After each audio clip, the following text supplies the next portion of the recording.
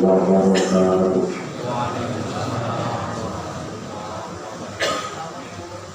Alhamdulillah, nahmaduhu wa nasta'inuhu wa nastaghfiruh wa na'udzu billahi min shururi anfusina wa min sayyi'ati a'malina. Man yahdihillahu fala mudilla lahu wa man yudlil fala hadiya lahu. Asyhadu an la ilaha illallah wahdahu la syarika lahu wa asyhadu anna Muhammadan abduhu wa rasuluhu la nabiyya ba'dahu. Ya salam kita hormati Abuya Rahmat Maaf Abuya Hidayat Arokan Ishani FE beserta rombongan, selamat datang kami mewakili pengurus dan jemaah Masjid Taqwa Roda 20 mengucapkan selamat datang. Mudah-mudahan pada waktu kita dan hari ini berada pada Allah Subhanahu wa Ta'ala. Yang kami hormati pengurus masjid, Bapak Ibu, Bapak Ibu jemaah Masjid Taqwa yang hadir pada malam hari ini. Syukur alhamdulillah. Salam kepada Allah Subhanahu wa Ta'ala atas limpahan rahmat dan hikmahnya sehingga pada malam hari berbahagia ini kita dapat melangkahkan kaki mengayunkan tangan menuju Allah yang mulia ini. Juga kita dalam untuk mendekatkan Allah kepada Allah Subhanahu wa Ta'ala. Sallallahu alaihi Muhammad dan Allah taala kepada Allah dan Nabi Muhammad sallallahu alaihi wasallam. Bapak Ibu jemaah para ulama kami hormati, untuk kita ucapkan pada waktu adapun yang kita siap pada malam hari ini adalah Abuya Al-Qarab Hidayat Arokan Ishani FE.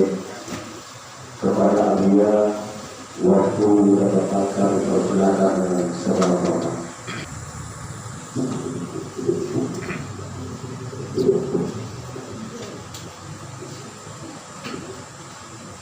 Bismillahirrahmanirrahim. Assalamualaikum warahmatullahi wabarakatuh. Bismillah masyaallah la yasukru khairan illallah. Bismillah masyaallah la yasrifu sura illallah. Bismillah masyaallah ma kana min ni'matin fa min Allah. Bismillah masyaallah la haula wa la quwwata illa billahil aliyyil azim. Alhamdulillahilladzi hadana subul salam wa amana bi syari'atin nabiyil karim sallallahu alaihi wasallam. Asyhadu an la ilaha illallah wa anna Muhammadar Rasulullah. Allahumma shalli ala sayyidina Muhammad wa ala ali sayyidina Muhammad. Assalamu alayka ya Rasulullah. Bersyukur kehadiran Allah dan lafaz alhamdulillahirabbil alamin. Malam ini kita dipertemukan di majelis yang insyaallah dimuliakan dan diberkahi oleh Allah Subhanahu wa Ta'ala. Majelis ilmu, majelis yang dicintai oleh para sahabat Nabi, majelis yang dikerumuni oleh para malaikat Allah. Malaikat ketika berada di majelis seperti ini, dia senantiasa berdoa pada Allah agar Allah turunkan barokah kepada yang hadir di majelis ini. Maka insyaallah Bapak Ibu yang berbahagia, ketika malaikat mendoakan kita, maka pasti insyaallah doanya itu akan dijawab oleh Allah Subhanahu wa Ta'ala. Salawat dan salam dikirimkan kehadiran baginda Nabi sallallahu alaihi wasallam biladzin Allahumma shalli ala sayyidina Muhammad wa ala ali sayyidina Muhammad. Assalamu alayka ya Rasulullah. Bapak Ibu hadirin wal hadirat, alim ulama, terlibat tokoh masyarakat yang besar dan disebut gelar, yang kecil tak dipanggil nama, wabil khusus pengurus Masjid Taqwa yang kami hormati. Semoga Allah senantiasa melimpahkan rahmat dan barakah kepada kita semua. Sebelum kami menyampaikan sedikit hal sharing atau berbagi kepada kita semua, pertama kami ucapkan syukran jazakumullah kepada pengurus dan juga jemaah yang telah memberikan kesempatan kepada kami dari tim komunitas masyarakat tanpa riba yang ada di wilayah Kampar ini untuk mengadakan GTM, Ghost to Masjid. Jadi agenda seperti ini memang agenda yang sering kita lakukan, tergantung masjidnya, khususnya pengurus dan jemaahnya memfasilitasi tempatnya atau tidak. Kalau difasilitasi, insya Allah kita akan siap hadir berbagi, sharing seputar masalah yang fokus kita upayakan, perjuangkan, yakni membebaskan masyarakat itu dari riba itu sendiri. Beberapa hari yang lalu kita ke daerah desa apa namanya? Alam Panjang. Alhamdulillah itu hari pertemuan kedua kita sampai ke sana Bapak Ibu. Dan alhamdulillah pada malam ini diberi kesempatan oleh pengurus dan jemaah untuk bisa sharing. Mohon maaf kita hadir bukan menggurui, kepada Abuyang, kepada tuan-tuan guru, kepada alim ulama, dari pandai tokoh masyarakat, kehadiran kami bukanlah menggurui, cuma sekedar sharing. Bisa jadi apa yang kami sampaikan tidak ada di Bapak Ibu, dan bisa jadi sharingnya nanti yang Bapak Ibu sampaikan tidak ada di kami.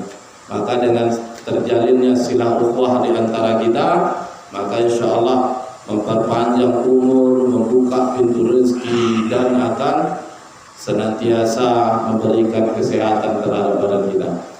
Bapak Ibu yang dimuliakan oleh Allah, menjelang waktu Isya nanti kami coba sharing terkait sepotong firman Allah di surah keempat ayat ke-29. Ayat yang ini sering mungkin kita dengar ya. Kita sering membaca surah An-Nisa ayat ke-29, di mana Allah Subhanahu wa taala berfirman, A'udzu billahi minasyaitonir rajim. Bismillahirrahmanirrahim. Ya ayyuhalladzina amanu la ta'kulu amwalakum bainakum bil batil illa an takuna tijaratan an taradin minkum wa la taqtulu anfusakum innallaha kana bikum rahima. Shallallahul alazim. Ayat ini yang penggalannya yang mungkin dan akan kita sharingkan kepada Bapak Ibu sekalian, di mana Allah Tabaraka wa Ta'ala berfirman, menyeru, memanggil kita dengan harfun nida, ya ayyuhalladzina amanu, wahai sekalian orang beriman. Ini sebelumnya mohon maaf Pak, agak ketinggi gitu. Ya, hai sekalian orang beriman. Siapa mereka yang beriman itu? Dijelaskan oleh Ibnu Katsir, mereka yang beriman itu adalah mereka yang beriman kepada Allah Subhanahu wa taala dan membenarkan kerasulan Muhammad sallallahu alaihi wasallam. Saya yakin kita semua dalam masjid ini termasuk orang yang diseru. Karena kalau kita bukan orang yang dimaksud beriman kepada Allah, ngapain kita mendirikan 3 rakaat itu? Wujud keimanan kita kepada Allah, pembenaran akan Allah selaku khaliquna wa mudabbiruna, Allah selaku pencipta dan pengatur hidup. Maka berimannya kepada Allah kita harus mentaati Rasulullah. Wa ma atakumur rasulu fakhuduhu wa ma nahakum anhu fantahu. Mengambil apa yang dibawa oleh Rasul, meninggalkan apa yang dilarang olehnya. Inilah mereka yang beriman. Dan mereka inilah yang diseru oleh Allah. Ya ayyuhalladzina amanu, hai sekalian orang beriman. Maka konsekuensi tuntutan keimanan, la ta'kulu amwalakum bainakum bil batil. Apa bukti keimanan? Maka Allah menuntut kepada mereka yang beriman itu, la ta'kulu, janganlah kalian wahai orang beriman memakan apa? Amwalakum bainakum, harta di antara sesama kalian, bil batil, dengan jalan yang batil. Kita mungkin tidak tahu apa itu batil itu kan. Harta batil itu tahu kan? Kita dilarang memakan harta dengan jalan batil, karena memang banyak Bapak Ibu yang berbahagia. Ternyata nanti di hari kiamat kata Rasul melalui sabdanya, sungguh salat, zakat, puasa, haji kalian tidak mengantarkan kalian ke surga. Suatu ketika Nabi menyampaikan ini kepada nabinya, kepada sahabatnya. Bagaimana dengan engkau ya Rasul? Begitu juga dengan aku. Salat, zakat, puasa, haji kita tak mengantarkan kita ke surga. Lantas apa yang mengantarkan kita ke surga? Karena rahmatnya Allah Subhanahu wa ta'ala. Ini yang akan memasukkan kita ke surga. Kalau kita mau jujur Bapak Ibu, seberapa sih waktu yang kita korbankan untuk sholat dengan balasan surga yang begitu luar biasa nikmatnya? Yang Rasul gambarkan seperti kita berada di pinggir samudra, dicelupkan telunjuk, air yang telunjuknya diangkat, air yang nempel di telunjuk adalah puncak kenikmatan dunia. Air yang terambar di samudra yang luas itu adalah kenikmatan di surga. Maka tidak mungkin Pak, kalau cuma sholat, zakat, puasa, hajinya kita itu bisa memasukkan kita ke surga. Cuma dengan apa bisa masuk ke surga? Karena rahmatnya Allah. Lantas sholat, zakat, puasa, haji kita apa? Cara supaya kita mendapatkan rahmat dari Allah. Kalau begitu tidak perlu sholat, enggak. Kalau begitu tidak perlu puasa, enggak. Perlu. Kenapa? Karena sholat, zakat, puasa, haji kita membuat Allah berkenan memberikan rahmatnya kepada kita dan memasukkan kita ke dalam surga Allah Subhanahu wa ta'ala, insyaallah. Nah, di sisi lain Bapak Ibu yang berbahagia, banyak orang celaka nanti di akhirat bukan karena apa-apa, bukan karena tidak sholat, bukan karena tidak puasa, bukan karena tak beriman kepada Allah, bukan karena tak meyakini Rasulullah sebagai teladannya, dan bukan tak meyakini Al-Quran sebagai pedoman hidup. Tapi banyak orang celaka nanti di akhirat karena perkara harta. Harta yang bagaimana? Ta'kulu amwalakum bainakum bil batil.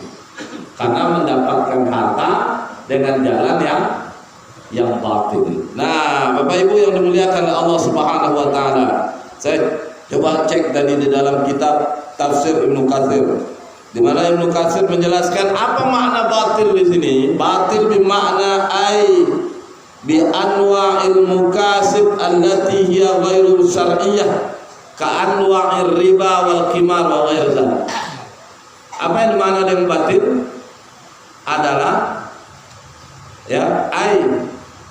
di mana adalah harta batil bi anwa'il mukasib, bentuk usaha, bentuk usaha allati hiya ghairu syar'iyyah, yang tidak diperoleh, yang tidak dilakukan, yang dilakukan tidak sesuai dengan syariat. Jadi harta yang diperoleh dari usaha yang tak sesuai syariat itu disebut dengan harta batil. Nah, ini yang banyak mencelakakan orang nanti. Ini banyak mencampakkan orang ke azab nerakanya Allah. Bukan karena tidak sholat, karena harta yang dia peroleh itu diperoleh dengan cara yang tidak sesuai syariat. Apa contohnya? Ka'anwa'ir riba wal qimar wa ghairu dzalik. Seperti harta yang diperoleh dengan jalan riba, harta diperoleh dengan jalan qimar. Qimar itu apa? Judi. Kalau dulu di kampung kami ada banyak bentuk judi yang dilegalkan. Ada namanya buntut, ada namanya porkas, apalagi bahkan ada juga judi di masyarakat kita, julu-julu tembak. Nah, itu judi juga tuh. Kok tembak, julu tembak itu bentuk judi? Ya, dia nembak dapat. Nah, ini bentuk harta yang nggak sesuai syariat. Apalagi riba. Riba itu kata Rasul sallallahu alaihi wasallam, ijtanibus sab'a al-mubiqat, jauhi oleh kalian 7 dosa yang binasa. Apa di antara dari 7-nya? Akilan riba, para pemakan riba. Ya, bahkan Rasul Allah Subhanahu wa taala di dalam Al-Qur'an dijelaskan di Al-Baqarah 278 279. Apa kata Allah Subhanahu wa taala? Ya ayyuhalladzina amanu, wahai sekalian orang yang beriman, ittaqullah, bertakwalah kepada Allah, wa dharu ma baqiya minar riba, dan tinggalkan sisa-sisanya. Walaupun sekoci, sikit saja, tinggalkan. Yang nama sisa itu tidak banyak. In kuntum mu'minin, jika kalian benar-benar beriman. Coba ditelaah, dilihat Bapak Ibu yang berbahagia, ayat ini Al-Baqarah 278 ini di awal diseru kepada mereka beriman, di akhir ayat Allah tegaskan jika kalian benar-benar beriman. Ini pembahasannya, kalau kita pahami ini penegasan penting dari Allah, taukid bahwasanya perkara riba ini perkara yang bukan main-main. Yang kedua, riba ini tak akan bisa ditinggalkan kalau yang merespon yang bukan iman. Tapi kalau direspon dengan perkara maslahat dan mudarat, maka riba ini bukan sesuatu yang mau ditinggalkan, tapi perkara yang dicintai oleh orang. Apa tidak hari ini orang punya mobil, kita belum punya. Kita pengen sebagaimana orang juga punya keinginan. Kemampuan tak ada, kurang, tapi selera gak ada. Terakhir apa yang terjadi? Ngutang.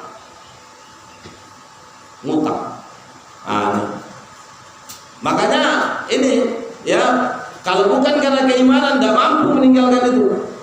Bahkan semua perintah dari Allah itu didasari dengan keimanan. Karena meresponnya, memandangnya, menyikapinya hanya dengan keimanan, termasuk perkara riba. Ini Al-Baqarah 278. 279 Allah Subhanahu wa taala menjelaskan.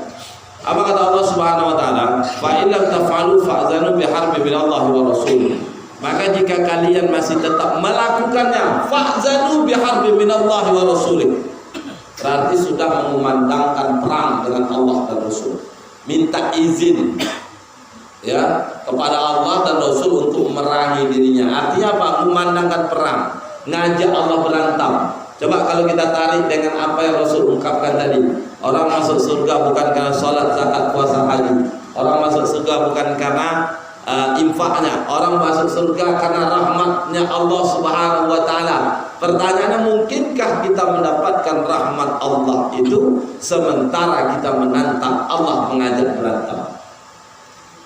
Kira-kira mungkin tidak? Ya, pada diam ini. Serius sekali. Biasanya Bapak Ibu yang dimuliakan oleh Allah Subhanahu wa taala. Nah, inilah salah satu bentuk harta ghairus syar'iyyah, allati ghairus syar'iyyah.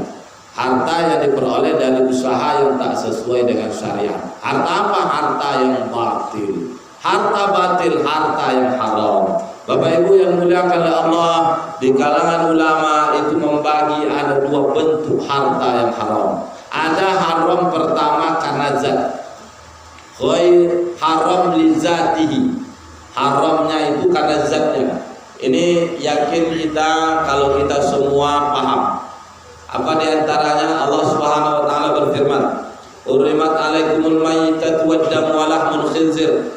Telah diharamkan atas kalian, urimat alaikum, maitah, bangkai, wadam, darah, walahmun khinzir, daging bebong. Kalau gitu bulunya boleh Ustaz? Sama. Semua mulai dari ujung kaki sampai ujung rambut, bebong itu haram. Tahu bebong itu? Kondio itu jangankan dagingnya, bulunya, kulitnya, tulangnya, semua haram. Haram. Ini haram kenapa? Haram karena zat. Selapar-laparnya Bapak Ibu, kalau masih tinggal di lingkungan orang banyak seperti ini, dihidangkan dendeng batokok daging bebong, saya yakin tak akan mau makan. Mau makan? Tidak mau. Kenapa? Karena haram. Ini haram dizati, haram karena zat. Tapi ada haram yang kedua, kata para ulama, ghair Haram karena selain zat ini terbagi dua lagi. Pertama haramnya karena ghasab, karena curang, karena hak adami, mengambil hak milik orang. Kalau orang yang berlaku curang mengambil milik orang lain, apa kata Allah Subhanahu wa taala? May yaqulul yatimi ma walla yaumal qiyamah. Siapa yang berlaku hulul curang maka dia datang di hari kiamat membawa kecurangannya. Dia curang kalau itu takaran timbangan orang. Orang beli sekilo dikurangi seon itu nanti dibawa. Kalau cuma seon mungkin tidak apa-apa. Ya, agak enteng begitu Pak ya. Tapi kalau seon itu udah 10 tahun tiap hari pula itu. Ini pedagang nih Pak. Pedagang tiap hari dia. Cuma satu orang aja lah. Ini sehari ada 100 orang belanja dia. Tiap orang belanja seon. 10 tahun lamanya. Berapa ton dipikul menghadap Allah? Ya tibima wallahi yaumil qiyamah. Ini haram karena ghasab, karena curang.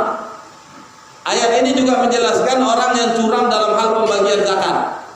Bahkan dalam sebuah hadis dikabarkan ketika dia curang dengan pembagian kambing maka dia pikul kambing yang meringkih tadi datang menghadap Allah. Ketika dia curang membagikan onta maka onta itu dia pikul datang menghadap Allah. Ketika dia curang dengan sapi kerbau untuk dibagi dari harta zakat maka dia datang nanti menghadap Allah memikul sapi dan kerbau itu. Begitu juga ketika dia curang dengan timbangan takarannya harta milik orang lain yang dia ambil maka dia datang menghadap Allah membawa kecurangannya.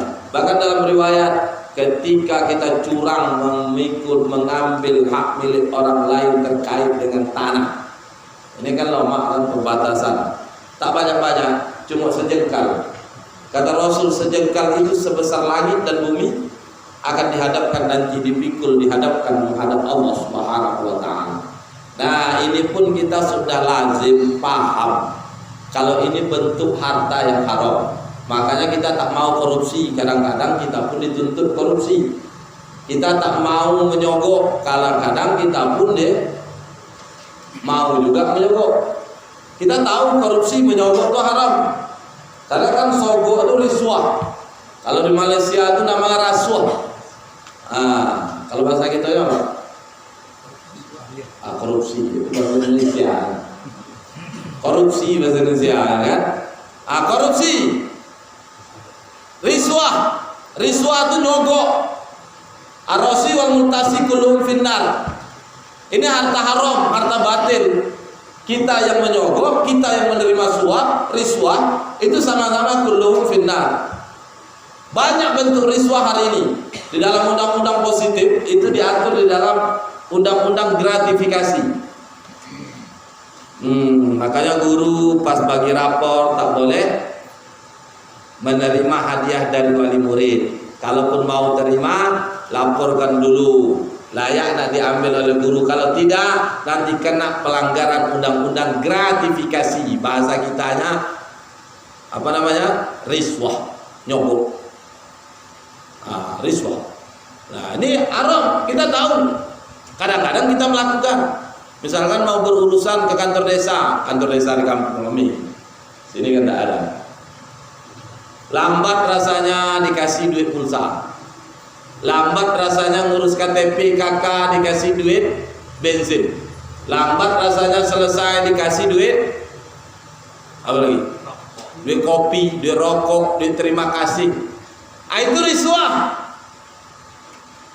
Cuma diperhalus. Duit terima kasih. Yang namanya terima kasih itu kan baik. Duit kopi kan kita bantu, baik. Sama dengan bunga itu riba. Coba kalau dibilang riba, bunga bank itu riba, ngeri kita. Tapi dibilang bunga, apalagi di musim corona, emak-emak paling suka. Makanya emak-emak di musim corona ini macam-macam bunganya. Janda bolong lah. Ada janda bolong nama bunganya. Ada kemarin saya pergi ke taman tempat teman itu jual bunga. Ada namanya janggut Musa, jenggotnya Fir'aun Musa. Iya, ada jenggot Musa nama bunga. Ini lumut di Afrika sana, di Australia sana, tumbuhnya di batu bebatuan. Tapi di Indonesia lebih dikenal namanya jenggot Musa. Hidup tak di tanah. Kan bunga kan, mana mengerikan? Bunga, mana mengerikan? Bahkan disukai ya, disukai. Coba kalau riba, ngeri. Sama halnya Bapak Ibu yang berbahagia seperti tadi. Coba kalau riswah, uang terima kasih, uang pulsa, uang rokok, uang kopi, uang bensin, itu disebut dengan suap, pungli. Coba, ngeri. Kita tahu itu haram, tapi harta ini sering terkadang kita juga melakukan. Nah, terlepas dari itu semua Bapak Ibu yang berbahagia, ini jenis harta yang kita juga tahu keharumannya. Tapi ada perkara yang banyak kita tidak paham. Dipastikan banyak kita tidak paham. Haram yang kedua dari ghairu lizati, haram karena selain zat. Harta yang diperoleh karena haram disebabkan akad. Akadnya membuat haram. Bisa jadi batil, bisa jadi fasad. Ya, harta yang batil, akad yang batil, akad yang fasad itu membuat hartanya menjadi haram. Apa contohnya? Leasing. Leasing. Yang di leasing apa? Kendaraan, motor atau rumah. Kalau udah leasing, itu sebenarnya udah mutlak haramnya. Kenapa kok haram mutlak? Karena terjadi double akad. Dalam hadis riwayat Imam Ahmad, Nabi sallallahu alaihi wasallam itu bersabda, apa kata Nabi? Naha Rasulullah sallallahu alaihi wasallam. Rasul melarang, apa yang dilarang oleh Rasulullah? An bai'ani fi bai'ah wa an safqataini fi safqah. Rasul melarang dua jual beli dalam satu jual beli, dua akad dalam satu transaksi. Nah, konteks perkara leasing itu ada di an safqataini fi safqah, dua akad satu transaksi. Leasing itu sewa beli. Sewa dalam fikih namanya ijarah, aqdun ala manfaatin bi'audin, akad atas manfaat dengan yang ada kompensasi. Kalau beli itu di dalam fikih namanya akadnya jual beli. Jual beli sama ijarah, sewa menyewa itu menyatu dalam satu transaksi. Lengkaplah yang dilarang oleh Nabi sallallahu alaihi wasallam, an safqataini fi safqah. Rasul melarang dua akad dalam satu transaksi. Ditambah lagi, udahlah akadnya double, ditambah lagi apa yang ditambah? Jaminannya. Jaminannya itu kalau motor BPKB-nya, mobil BPKB-nya. Coba. Kalau gitu tidak boleh pakai jaminan, boleh. Tapi tidak boleh barang yang diperjualbelikan. Walau terjadi ikhtilaf di kalangan ulama. Namun para ulama itu ketika berikhtilaf dilihat mana yang rajih, yang kuat pendapatnya. Itu pendapat yang terkuat itu mengatakan tidak boleh barang yang diperjualbelikan itu dijadikan doman, dijadikan kafalah, jaminan. Boleh ada jaminan, jaminannya itu barang lain. Apa barang lain? Misalkan beli motor, kalau cash harganya 15 juta, motor yang biasa, dicicil 3 tahun lunas itu 23 juta. Bapak Ibu Anda punya tanah kapling petak rumah, satu petak harganya 30 juta. Nah, tanah ini yang dijadikan jaminan, bukan BPKB-nya yang dijadikan jaminan. Kalau BPKB-nya dijadikan jaminan, maka tidak milkut tam, kepemilikannya tidak sempurna. Padahal jual beli kredit sama cash itu prinsipnya sama, bedanya cuma satu, sistem pembayaran. Kalau cash beli handphone berapa? Handphone 3,5 juta. Nah, ini duit 3,5 juta, handphone bawa pulang. Tapi kalau kredit gimana? Beli handphone berapa nih? Kalau cash 3,5 juta, kredit 5 juta. Baik, saya kredit, bawa handphone pulang, bayarnya cicil sesuai kesepakatan. Cuma itu bedanya. Tidak boleh barang yang diperjualbelikan dijadikan jaminan, karena kalau diperjualbelikan, barang diperjualbelikan dijadikan jaminan, kepemilikan atas barang itu tidak sempurna. Itulah yang terjadi di leasing. Tambah yang ketiga, terjadi praktek riba. Kapan ribanya? Kalau telat bayar cicilan. Kredit motor 3 tahun, cicil dibayar tiap bulan, setiap tanggal 12. Tanggal 12 tak bisa membayar karena tak tak punya duit lah, karena belum gajian kah, karena belum panen kah, karena belum motong kah, karena belum dapat pinjaman kah, intinya tanggal 12 tak bisa bayar cicilan. Nah, apa yang terjadi dengan orang tak bisa bayar cicilan? Dia bersepakat cicilan dibayar tiap tanggal 12 selama 3 tahun, kena denda. Denda ini tambahan dari hutang. Tambahan dari hutang seperti ini mengantarkan pada riba jahiliyah. Ingat Bapak Ibu yang berbahagia, perkara riba itu jangan dianggap sepele, walaupun kecil ya, jangan dianggap sepele. Nabi dalam riwayat mengatakan salah satu wasab'una baban, ada 73 pintu dosa riba, aisaruha yang paling kecil. Kalau di ranking dosa itu dari 1, 2, 3, 4, 5, 6, 7 sampai ke 73, yang ke 73 ini dosa paling kecil dari riba. Apa kata Rasul? Aisaruha, yang paling kecil. Mislu ar-rajulu an yankiha ummahu, mislu seperti ar-rajulu an yankiha ummahu, laki-laki yang berzina dengan emaknya. Bayangkan, sama dengan berzina dengan emaknya, dosanya. Bukan kau berzina dengan mak kau, kenapa? Kau kredit, tidak boleh kayak gitu. Tapi dosanya sama dengan berzina dengan ibu kandungnya. Ini Nabi katakan, mislu ar-rajulu an yankiha ummahu. Bahkan dalam riwayat yang lain mengerikan lagi. Dirhamul riba yakulu, 1 dirham riba yang dimakan, wa huwa ya'lamu, yang dia ketahui, min asaddin sittatin wa thalathina zaniyah, dosanya lebih besar daripada 36 kali berzina. 1 kali berzina itu masuk dosa besar.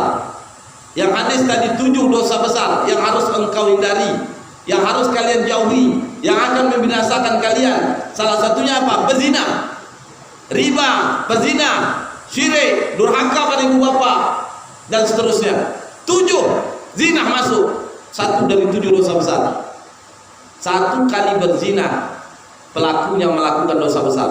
Kalau hidup Abu Bakar As-Siddiq radhiyallahu anhu, Umar bin Khattab radhiyallahu anhu, atau khalifah-khalifah yang dulu pernah ada memimpin umat Islam ini, maka orang yang berzina itu takkan melenggang kangkung berjalan pagi sore, Pak.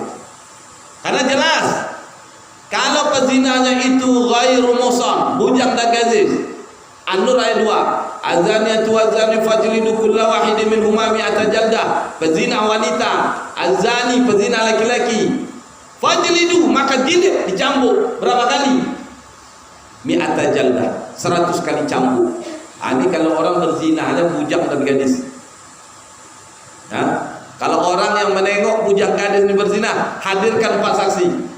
Tak mampu dia menghadirkan 4 saksi, maka dia yang dikenaikan ta'zir, namanya qazaf, menuduh orang berzina. Ini kalau yang berzinanya bujang dan gadis. Bagaimana kalau mak-mak, bapak-bapak, duda, janda, atau istri atau suami orang berzina? As-saykhu was-saykhatu farjumuhuma, pezinah laki-laki yang muhsan, pezinah wanita yang muhsan, farjumuhuma, lempari pakai batu dia sampai mati, dirojam namanya. Maka kalau hukum ini diterapkan, sekilas mengerikan bagi bapak ibu, tapi yakin mak-mak setuju, karena tidak stres kalau bapak pulang jam 3 subuh, tak akan berselingkuh. Kenapa? Yang siap berselingkuh, berarti siap mati, dilempari pakai batu sampai mati. Cuma sekarang itu diperbuat indah, dibuat indah, maka muncul lagu selingkuh itu indah. Kok ada yang senyum-senyum ketawa? Berat lagi riba ini pada bicara zina. Ini Bapak Ibu, 1 kali berzina begitu hukumannya. Bagaimana 36 kali berzina? Lebih mengerikan. Ini yang Rasul katakan mayat hidup. Orang yang berzina namun tak diterapkan rojam dan jilid, maka pelakunya ini seperti mayat hidup. Orangnya harusnya udah mati tapi berjalan. Nah, itu yang disebut mayat hidup. Bukan mayat hidup seperti yang di kampung-kampung kita. Orang mati bangkit jadi ogah. Tahu gak? Hantu.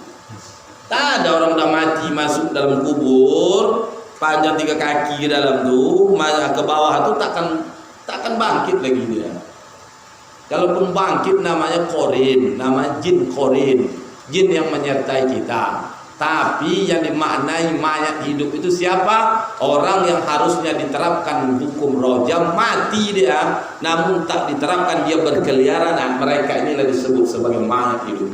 Ini kalau berzinahnya 36 kali, kalau berzinahnya berkali-kali. Ternyata Bapak Ibu yang dimuliakan oleh Allah, kalau kita bandingkan dengan riba, itu mengerikan. 1 dirham riba saja lebih besar, bukan sama, lebih besar daripada 36 kali berzina. Pertanyaannya, berapa 1 dirham duit kita? Kalau duit kita dikonversi lebih kurang 60 sampai 70 ribu.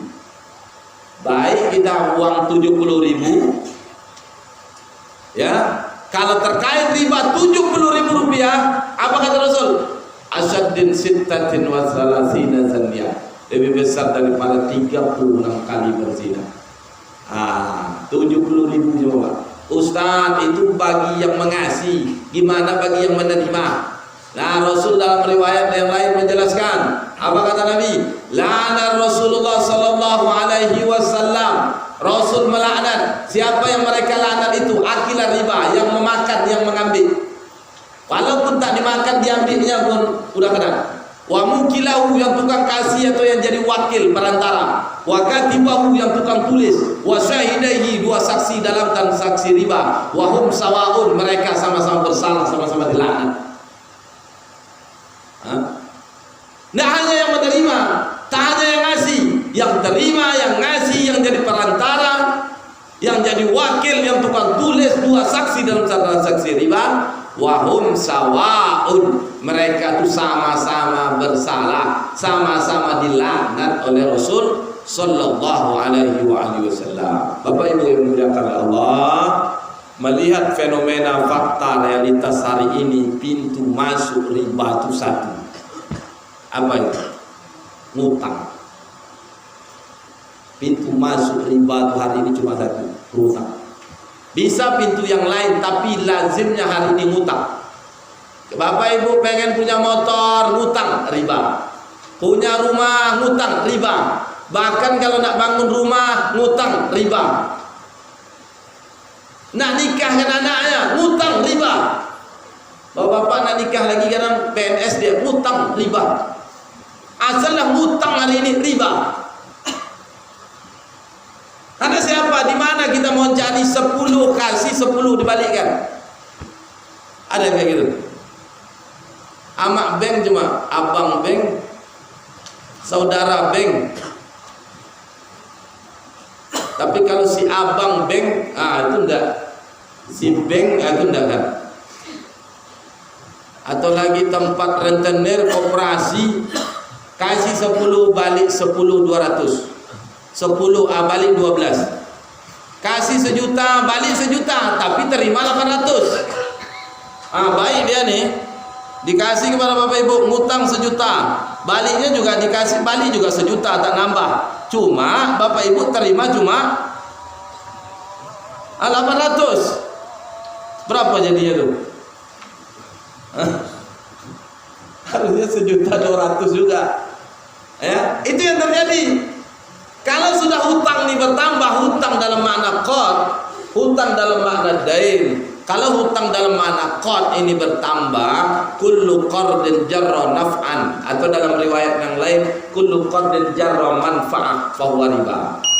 Maka setiap hutang piutang yang di dalamnya terdapat manfaat, maka manfaat itu riba. Maka dari itu Bapak Ibu yang berbahagia, inilah salah satu fokus perhatian, wujud kepedulian dari masyarakat tanpa riba, khususnya di Kampar ini. Hadir kepada masyarakat, sharing, berbagi, berdiskusi, ya, berdiskusi terkait dengan fenomena hari ini, yang mana umat hari ini seakan-akan ngutang dengan riba ini seperti napas dalam diri orang. Kalau napas berhenti mati, seakan-akan orang kalau tak dapat hutang hari ini sudah tak ada harapan hidup di dunia ini. Itu yang fenomena hari ini. Maka hadirnya MTR, masyarakat tanpa riba, khususnya Kampar ini, kita ini ada di beberapa kabupaten kota provinsi di Indonesia. Salah satunya di Kabupaten Kampar ini, hadir memberikan edukasi kepada umat, sharing kepada umat, berdiskusi kepada umat terkait fenomena yang kita hadapi hari ini, salah satunya fenomena hutang yang mengantarkan kita kepada murkanya Allah, yang tadinya kita berharap surga dengan riba, dengan hutang yang mengantarkan pada riba, bukan mendapatkan masuk ke surganya Allah, tambah melainkan menjauhkan kita dari surganya Allah. Kita berharap surga, namun surga dijauhkan. Kita takut ke neraka, malahan neraka itu semakin didekatkan. Kenapa? Karena riba ini Bapak Ibu mendekatkan kita pada neraka. Baca nanti Al-Baqarah 275. Apa kata Allah? Wa man 'ada fa ulaika ashabun nar hum fiha khalidun. Ini ayat bercerita tentang panjang allazina yaquluna riba la yaqumuna illa kama yaqumul ladzi takhabatu syaitanu minal mas. Orang yang makan riba seperti berdiri kemasukan setan disebabkan penyakit gila. Nah, di akhir ayat Allah jelaskan apa? Wa man 'ada, siapa yang berpaling dari peringatan, mau'izah telah datang padanya, masih ngotot tetap melakukannya, fa ulaika ashabun nar hum fiha khalidun. Mereka itu kekal di dalam neraka. Kekal itu ada dua, kekal selamanya tak pernah keluar, kekal sampai Allah buat keputusan. Pilih yang mana? Yang lebih kita udah stres ya. Jangan usah pilih, banyak kita tanya makin blank nih. Ya, pilih, tentunya tak kita memilih ini. Maka salah satu cara agar kita tak dicampakkan ke neraka, kita bersama-sama nanti reunian di surga. Hari ini bersama berjamaah, nanti bersama-sama kita di surganya Allah insyaallah.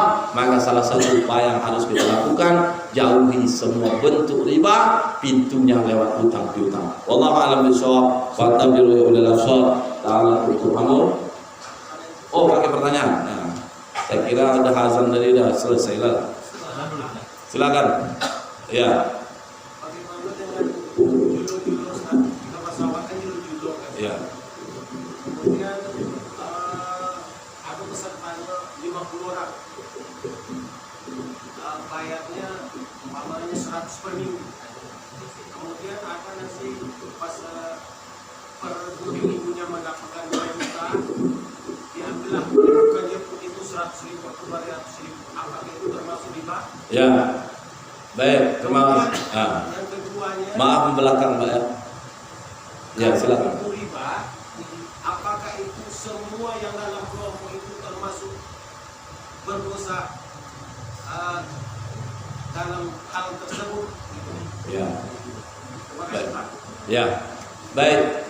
Haram karena zat itu yang bersangkutan tak boleh, orang lain tak boleh.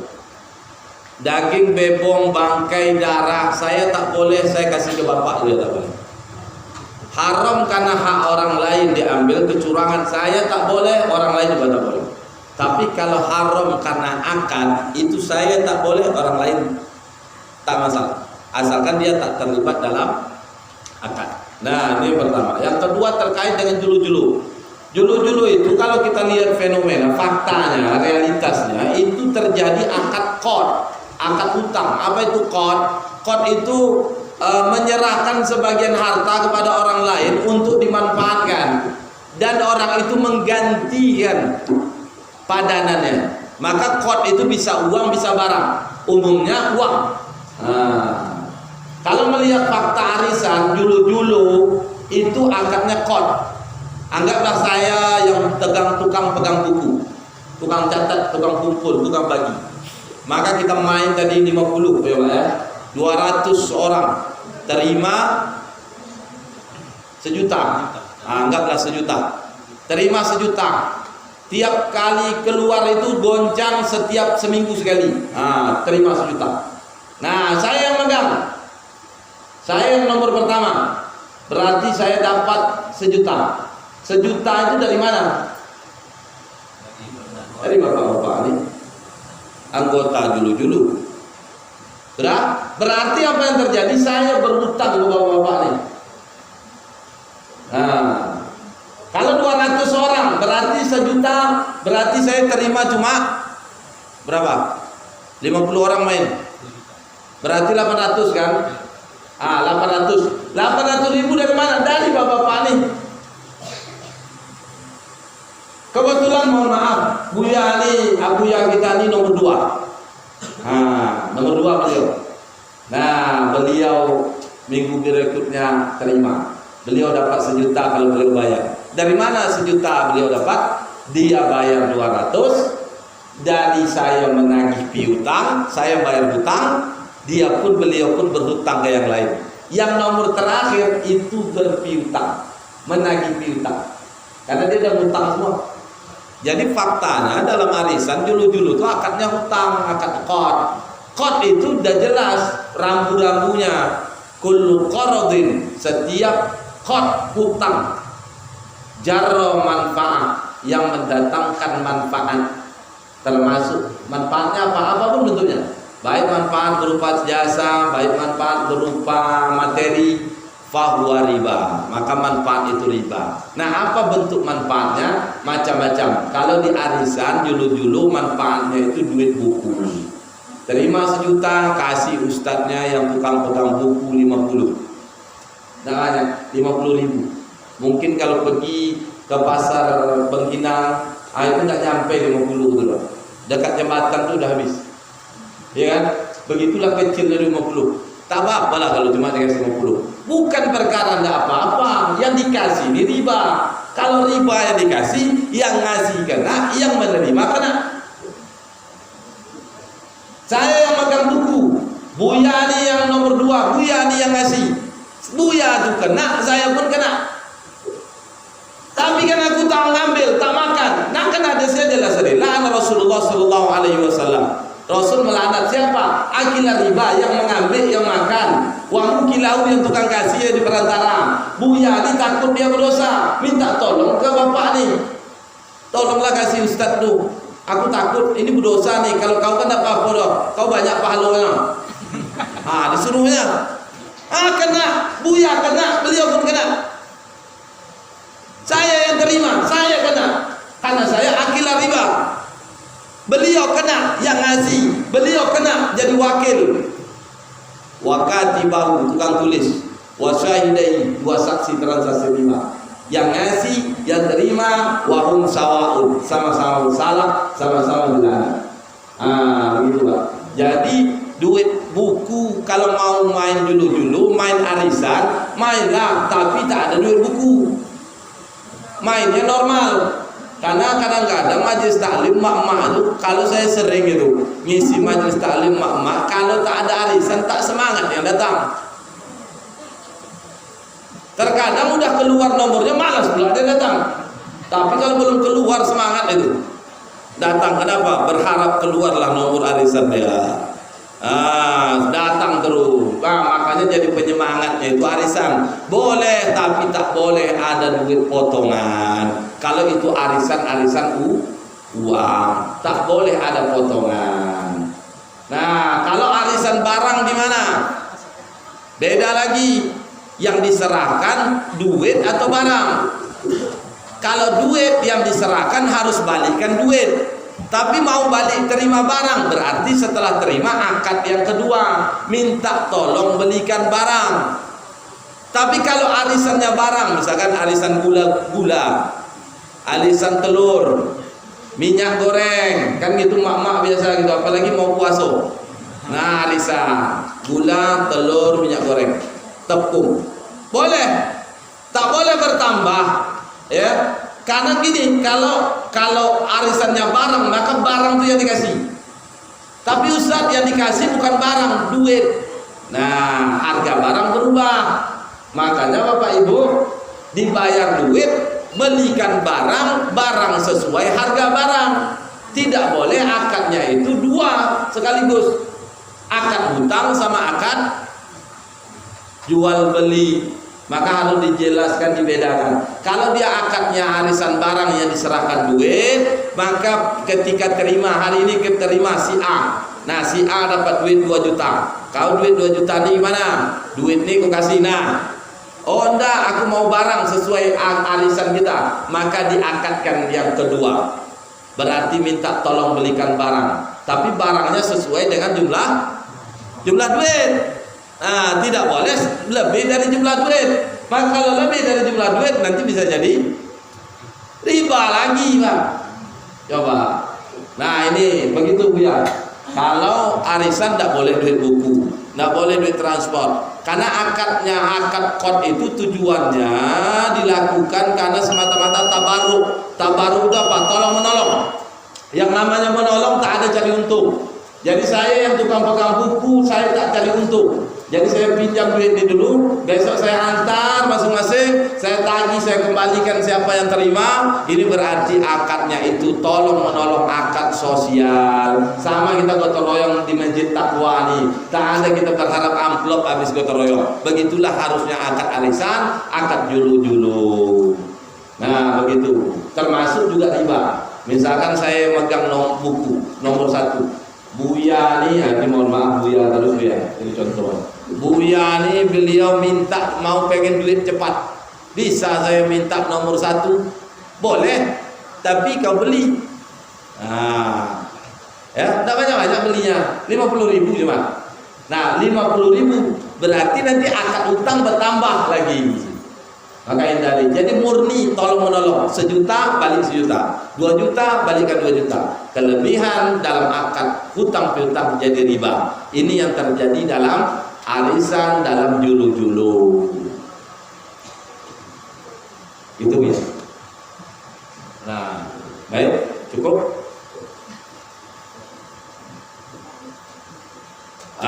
Jadi terakhir sebelum kita tutup, pada Bapak Ibu yang dimuliakan oleh Allah Subhanahu wa taala, bagi Bapak Ibu yang ingin berdiskusi, bagi Bapak Ibu yang ingin mentelaah, mengkaji lebih lanjut, memahami fakta dan juga solusinya. Karena saya tengok wajahnya wajah semua, wajah hutang semua. Tidak tahulah apakah pandangan saya di Gara dari Pekanbaru ini banyak pasir tadi itu karena kabur, tapi kayaknya sekilas agak-agak jelas sedikit huruf U di depan muka. Nah, moga-moga dengan kehadiran MTR ini bisa memberikan solusi, bisa berbagi dengan Bapak Ibu sekalian. Maka dari itu insya Allah tidak usah ragu, tidak usah sungkan. Mungkin bisa dikontak orang yang kemarin kontak ke masjid, ke pengurus kita nih, untuk sharing diskusi lebih lanjut terkait perkara riba. Nah ini ada buku 1 nih, terserah nanti pengurus mau kasih ke pengurus MTR, kasih ke siapa. Ini buku tuntas bahasanya, kesalahan-kesalahan fatal pengusaha mengembangkan bisnis dengan utang. Nah insya Allah bisa Bapak Ibu sharing dengan ketua, pengurus dan juga anggota. Ya kalau di Kampar ini ketuanya beliau Al-Mukarram Pak Haji Rizal. Itu yang beliau ini tawadu, zuhud, memang merendah dulu. Beliau ini ketua, tapi beliau tak mau tampil. Dan beliau ini punya riwayat hutang yang luar biasa dulu. Tapi alhamdulillah atas izin Allah Subhanahu wa taala, intan surullah yang suruhkum yusabit aqdamakum. Tapi Allah memberikan kemudahan. Alhamdulillah hari ini beliau sudah alhamdulillah bebas ya dari hutang. Kalau diceritakan mungkin mendengarnya saya aja mendengar pening kepala saya. Jangankan punya hutang kayak beliau tuh, tapi alhamdulillah dengan memahami buku ini, diskusi terus, sharing dengan orang-orang MTR dulunya, akhirnya beliau bergerak fokus membebaskan dirinya, keluarganya dari perkara riba. Salah satunya menutup hutang-hutang yang selama ini dilakukan. Lebih dari 2M Bu. Sakit gigi saya dengarnya. Kita nengok di 2M itu udah pernah. Ini beliau hutang 2M. Berarti aset beliau lebih dari 2M, kan begitu. Tapi itulah akhirnya kenapa? Karena memahami riba ini perkara yang bukan main-main. Beliau ingin selamat istri keluarganya, tidak hanya di dunia tapi juga di akhirat. Di dunia berumah tangga, nanti kembali reunian di akhirat di surganya Allah. Maka salah satu caranya jauhi perkara riba, di samping perkara-perkara lain yang dibenci dan dimurkai Allah. Maka bagi Bapak Ibu yang mau sharing diskusi terkait yang perkara riba ini untuk di Kampar, khususnya di Bangkinang ini, silakan hubungi ketua atau pengurus masyarakat tanpa riba yang lain. Saya kira demikian. Mohon maaf bila kata penyampaian kurang berkenan. Mohon maaf kalau kurang adab, kata yang kurang pada tempatnya disampaikan kepada Bapak Ibu yang hadir pada malam ini. Makanya kepada Allah saya mohon ampun, pada Bapak Ibu saya mohon maaf. Bapak Ibu memaafkan. Ini saya jauh tinggalnya Bapak, datang ke sini ke doso ya, kalau tak Bapak Ibu maafkan. Ini mungkin begadang saya sini dulu nunggu maafnya ya, karena alhamdulillah sudah dimaafkan, alhamdulillah selesai perkaranya. Insyaallah mudah-mudahan kehadiran kami dari masyarakat tanpa riba di Masjid Taqwa ini bisa berbagi kepada Bapak Ibu sekalian sehingga kita benar-benar terbebas dan keluar dari perkara riba. Wallahu a'lam bishawab. Pada Allah saya mengampun para Bapak Ibu saya mohon maaf. Wallahu muwaffiq ila aqwamit thoriq. Ihdinas siratal mustaqim siratal ladzina an'amta 'alaihim ghairil maghdubi 'alaihim waladdallin. Amin. Subhanakallahumma bihamdika nasyhadu an la ilaha illa anta nastaghfiruka wa natubu ilaik. Wa billahi hidayah wa taufiq. Wassalamu alaikum warahmatullahi wabarakatuh.